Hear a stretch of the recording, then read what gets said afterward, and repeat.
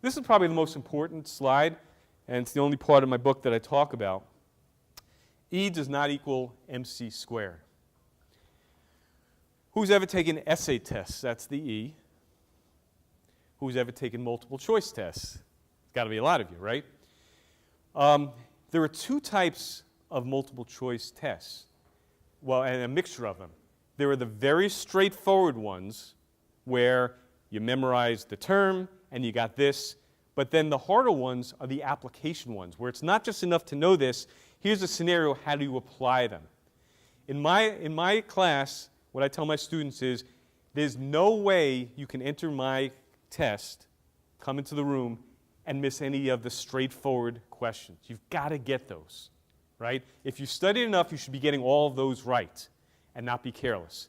It's the application ones that hopefully you get to talk through with fellow students and be able to go over them.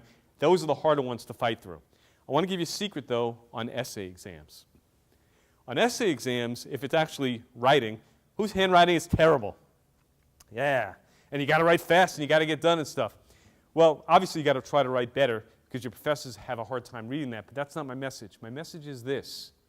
Your professors on essay exams are looking for key things for you to talk about. If you write an essay where all you're doing is writing the whole thing out, it's a lot harder for your professors to identify where you're going.